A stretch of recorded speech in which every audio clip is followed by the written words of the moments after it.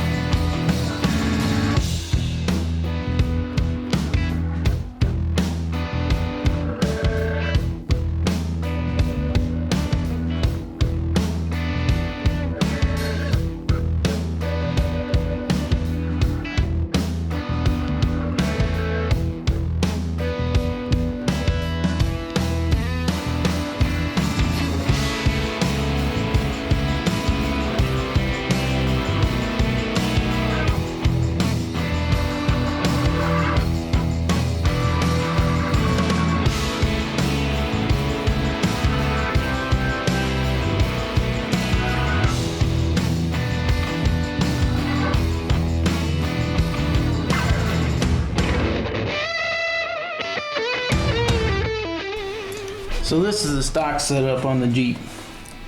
90 amp alternator, couple brackets mounted to the engine. I did find that this alternator has a crack in it right here. I think it still functions okay. It's kind of tight, but at the same time I don't want it leaving me stranded on the side of the road, so time for an upgrade. So this alternator is a 160 amp alternator off a 2002 Dodge Durango. It's got the same mounting points as the 90 amp from the Jeep. It's just the frame size is a little bit bigger, and it has a 7-groove pulley. To get this alternator on these brackets, we're gonna have to make a little bit of changes to both of them. So on the 90 amp setup, it gets kind of close in this area and over in this area, but it still fits. On the 160 amp over here, we're probably gonna have to clearance most of this bracket away, and maybe just a little bit of this area back here, but I'll show that to you right now. So with the aluminum bracket on the new alternator, you can see that it contacts right back in here just a little bit, and actually this bolt right here is almost able to go in. So I got a feeling that all we're really going to have to do is just kind of shave off just a little bit in this area. The front bracket's going to be a little bit different. So with the front bracket installed, you can kind of see where we're hitting. We're not actually up against the alternator. Right in this area, you can see that. So it basically needs to be clearanced right here. You know, it looks like right here. Probably not that drastic. Might even have to go with something like this.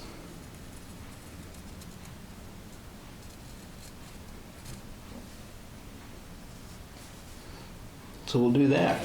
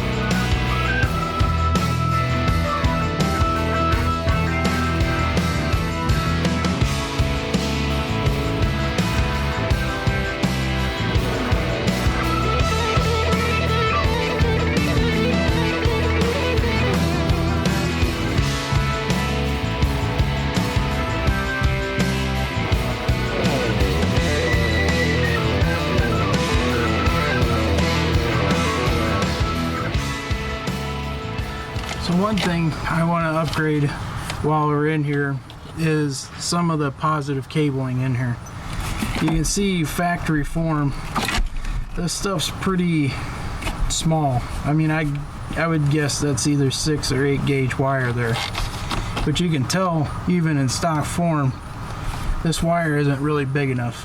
I mean, it's starting to turn yellow right here at the end of at the battery terminal. And also, this green portion of the wire that connects to the fuse panel, that's actually a fusible link.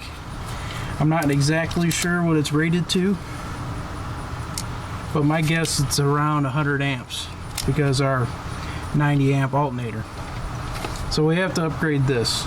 Otherwise, our 160 amp alternator, which at full load it can actually put out 180 amps, will blow this real quick. So I want to upgrade this.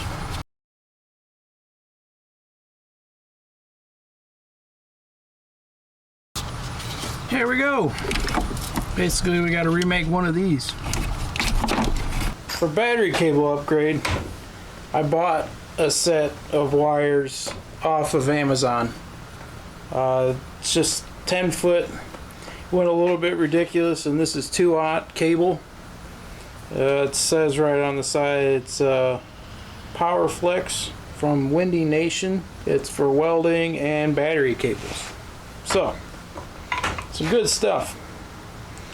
I'll leave a link to the actual kit that I bought in the description. But I'm going to use this black cable to run from, basically recreate our stock wire. Little WD-40 to get this boot on.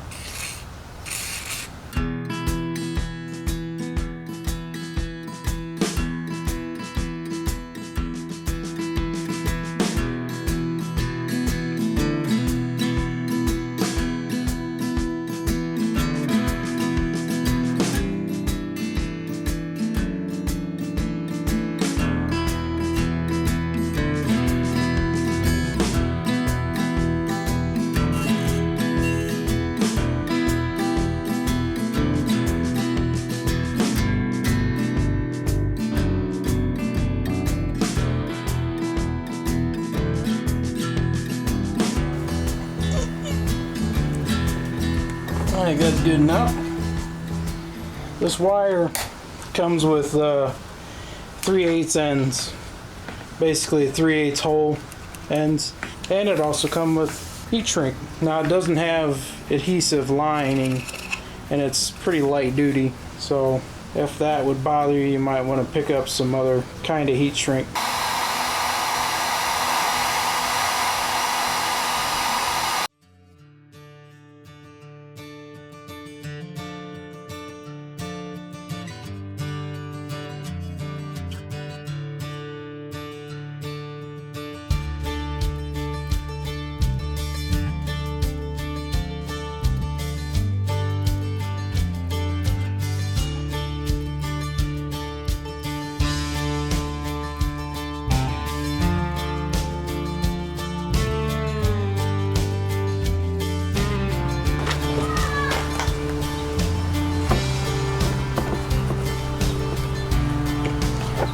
This right here is going to replace our fusible link. It's got a 250 amp fuse in it right now. I think that's a little excessive. I might bring it down to 200. I do have a 175 that I got for it, but I found some documentation in the box for this alternator that suggests that it will output 181 amps at full load. So that 175 might stretch. We'll see.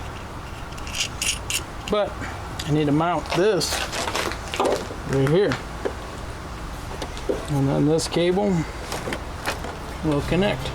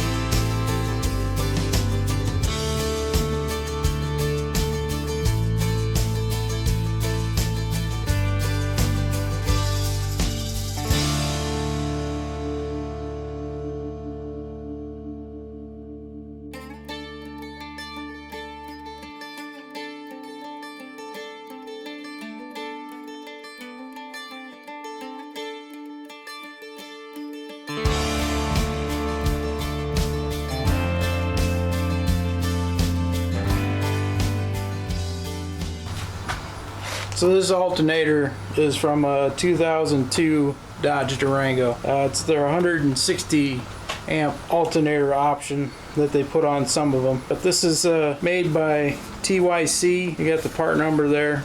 I'll leave a link to this in the description, but it's pretty much a direct swap outside of modifying a couple brackets. Your stock wiring will plug right in. This wire we're actually upgrading right now. So it comes with a 2 1/4 inch pulley. I put this 90 amp alternator pulley on for two reasons. It's a 6 rib, so it'll fit the belt that we already got, and also it's a little bit smaller than the one that came on it, and that should make it so this spins a little bit faster at idle, which in turn will give you a little bit higher amp output. So let's put it on the Jeep. Painted up this bracket. I left some of the spots bare just so the alternator can get a ground to the engine.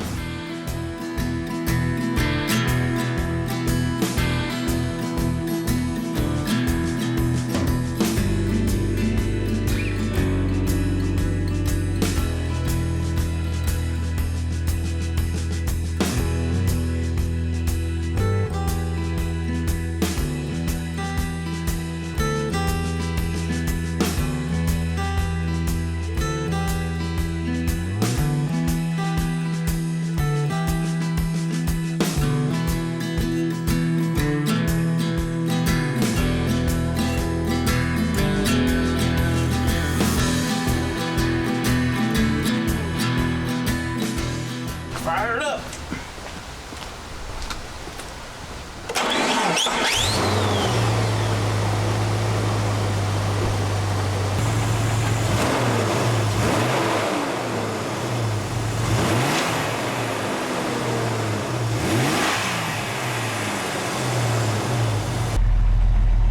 I think we're charging right at 14 volts. Maybe a little bit under. There you go, guys. It's the 160 amp alternator on an XJ. Tune in next week when we redo these wimpy battery cables. Well, yeah, there you go. I'll post links to everything you saw in this video: the wire, the fuse holder, the alternator, all that stuff. I'll have that in the description below, and we'll catch you next week.